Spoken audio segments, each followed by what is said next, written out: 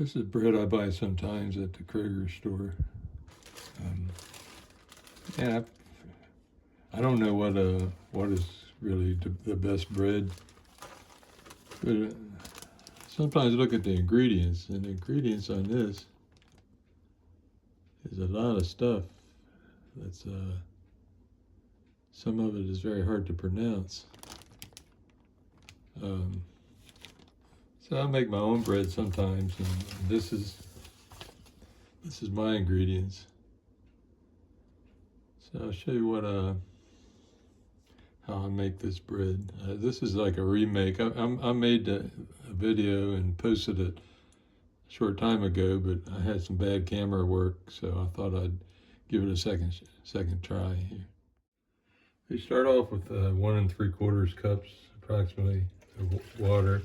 I put it in the microwave for 60 seconds, and that works well with my microwave. And then you need 2 tablespoons of honey, and I usually put just a drop of olive oil in my measuring spoon, where that's more than a drop. But you gotta, it calls for olive oil anyhow, so it's not going to hurt anything. But this honey, I actually put it in the microwave also for like 10 seconds to make it flow a little better.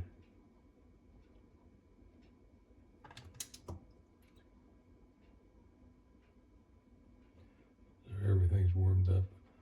You know, honey will last your lifetime. I mean, I don't know why they put expiration date on it. It might turn to sugar, and then you just warm it up. It's going to be about the last of this bottle. I have another one now. I ordered this honey from Walmart, I believe, and it's a good price for American product of the United States. So now I have that. And the second ingredient you want for now is the yeast. And there's enough yeast in one of these packets to make 2 loaves of this bread. I'll just make a teaspoon. And I'll put this in the refrigerator for my next loaf. And I just need a wire whisk and give it a good mix. For a couple minutes, you need to do this one to get the yeast dissolved. And then I'll be back. After a couple minutes, you know, the yeast and water and honey will start to get a little foamy, and then you notice your yeast is working. So you add the ingredients. You get about a teaspoon of salt if you want it. I don't really like to eat salt very much, but I do use it for this recipe. And then a tablespoon of olive oil.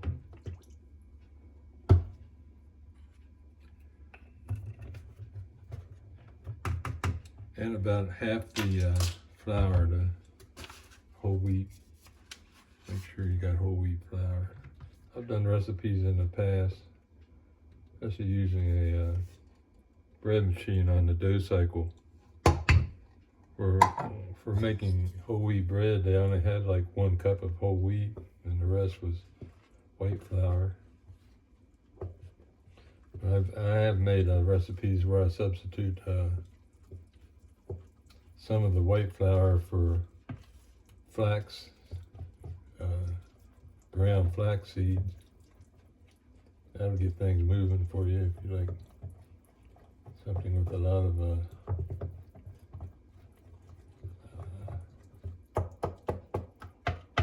fiber, I suppose.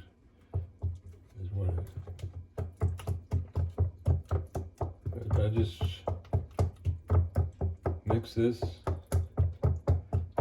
until it's well mixed, and then let it stand for a couple minutes, and then you start the actual adding of the rest of the flour and making it into dough. I'll see you in a couple minutes. So now you can add some more of the flour until it starts to get thick enough for the mixer.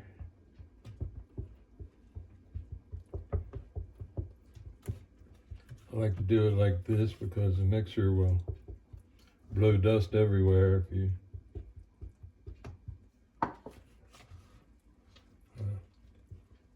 if you don't do it this way and get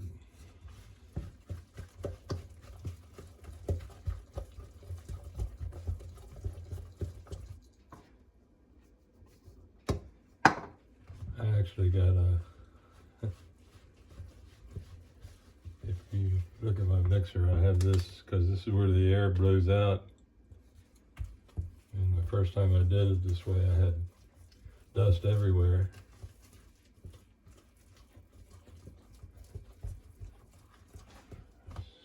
So I have this little deal here just to divert the dust. I'm going to use one more than. It says 3.5 cups. It's probably more than 4.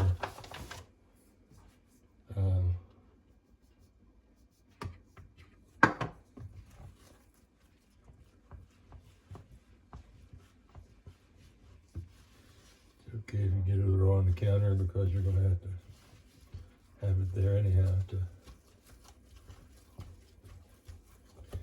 If you have a stand mixer, you know, you have it made because that would be a lot easier than, but this is, I'm just using one like that.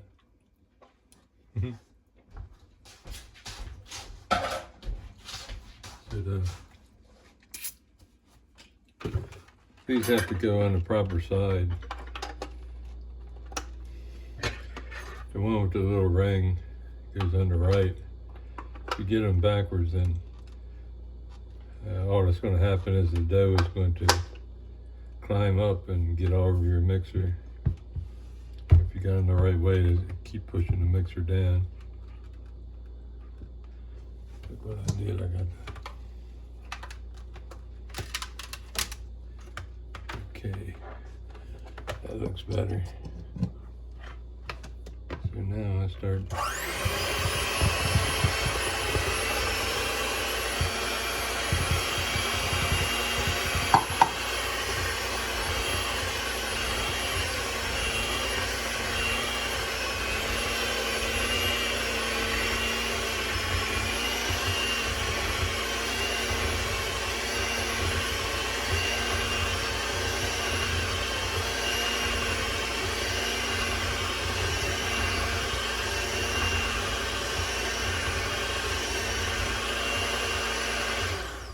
What you're doing here is takes the place of the kneading process. You know, that's what. Otherwise, you'd have to knead it by hand. Add a little more flour here. Everybody lid onto it.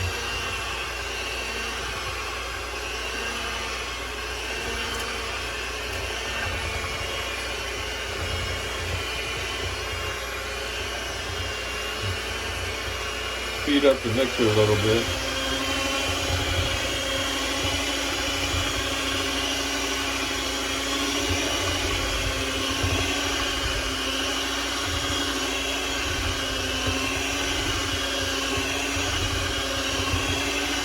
You need to do this for a few minutes.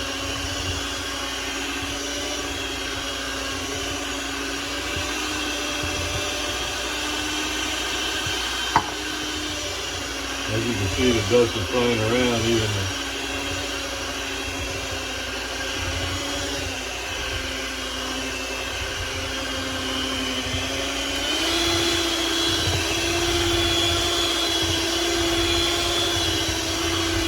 Looks like I got almost enough flour in there.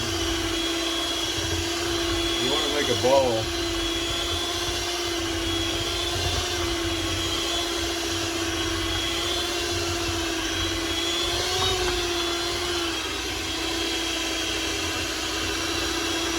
There you go. Now it's starting to work.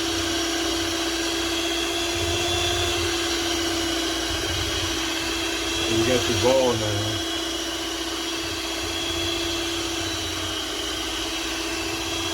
And now your dough hook is doing its job, doing a kneading.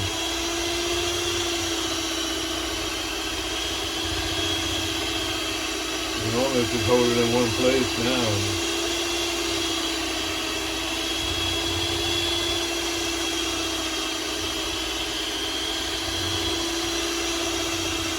What you do is when you're satisfied that you got the right amount of flour and you got your ball formed, you just let it go for a couple minutes and then you cover it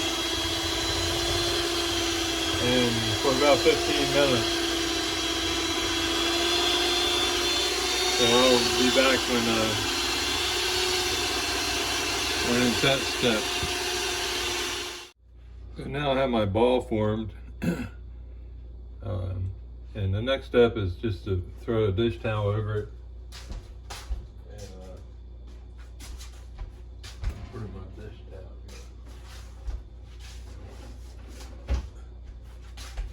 And let it set for 15 minutes, just like that.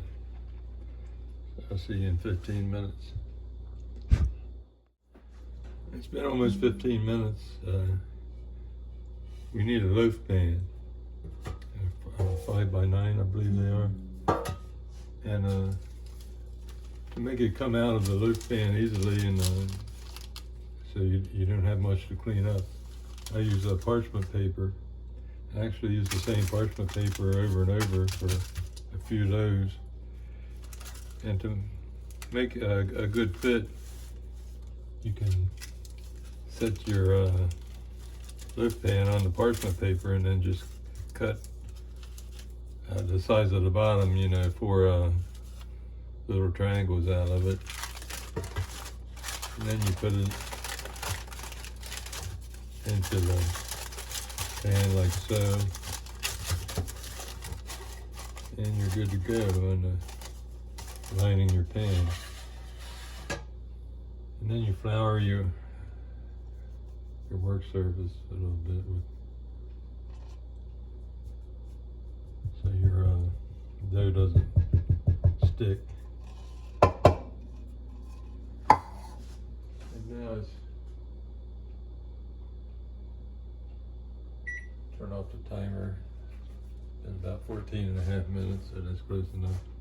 Here's your bowl of dough, and I will use this rubber spatula to help break it loose because it's very sticky.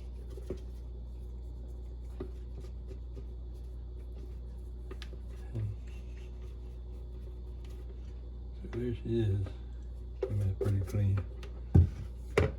So now all it's left to do is to form it into a loaf. Stick it in the pan.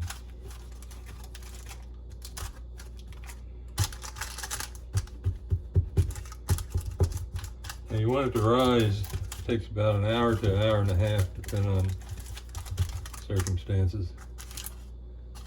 You want it to be above the, maybe a 1/2 inch to 1 inch above the sides of this pan. And then it'll be ready to put in the oven to cook.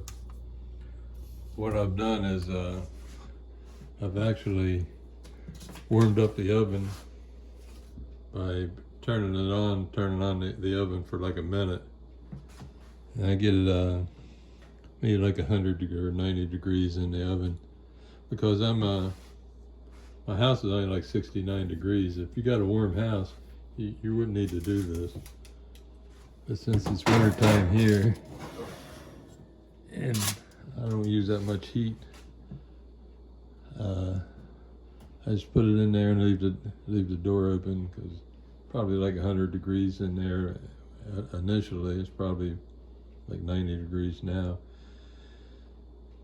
And it would probably take about an hour for it to rise, and then for the yeast to do its thing. You know, yeast is actually a species of fungus or fungi, and it consumes the sugar, and the byproduct of is it produces carbon dioxide, and the carbon dioxide will make little tiny pockets all throughout the bread, and that's what makes it rise, because it's being like inflated with carbon dioxide gas all throughout, and then that's what gives you like a bread the texture it has, you know. And so when it's risen, I'll give you another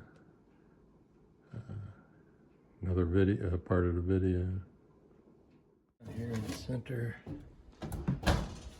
set the timer for 36. Okay. And while it was rising, I did little calculations. If you're wondering what it costs, flour is 5 pounds. It takes a little over 4 cups to make a loaf of bread, and I looked it up and it said there's 18 cups in a 5-pound bag, so that would be just enough to make 4 loaves. So 70 cents for the flour. The honey says there's 64 tablespoons in a quart of honey, and 32 ounces of honey, and it's so you need 2 tablespoons, so that's 32 tablespoons. That calculates from what I paid for it to 34 cents for the honey. The yeast is a half a pack of yeast is 31 cents.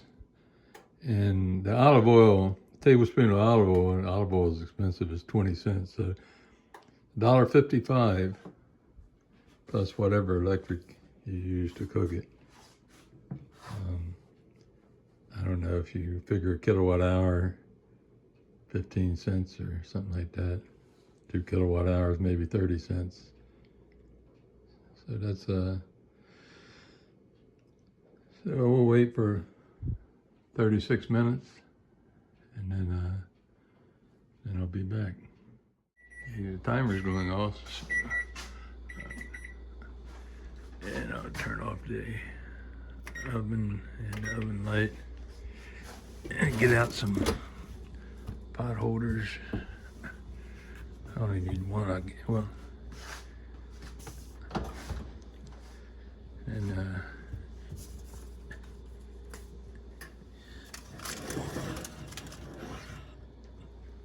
okay, there she is. You know, my mom used to make homemade bread a lot, and she'd just use her hands. And a lot of times she wouldn't even use yeast. She'd use what they call sourdough. It's stuff that you like make yourself, and you have to feed it, you have to maintain it, and you just use a chunk of it in your dough every time, and it's like natural yeast or something. You have to look it up to know about it. But this is she's done now, and I let her sit for 5 minutes before I take it out. It's about ready to take out of the parchment paper makes it easy, you know. Otherwise you'd be sometimes have to pry it out, damage the loaf. Parchment paper, you're okay. New pan to wash. I can use the parchment paper at least one more time probably. Eventually I'll probably have to change it. But it needs, it should actually sit for an hour or so before you carve it, but I'm just going to go ahead and cut a piece off now so I have a nice hot piece of bread. My bread knife here. So this is what she looks like. steaming hot. It'll probably be pretty good. I let it cool completely. I'll probably just pull out the oven rack when the oven cools down and just let it cool on the oven rack so the bottom doesn't get all wet. And when it's completely dry, that's why I save these wrappers for the bread. I'll just put it inside a bread wrapper, and I'll have bread for a couple days. So thanks for watching.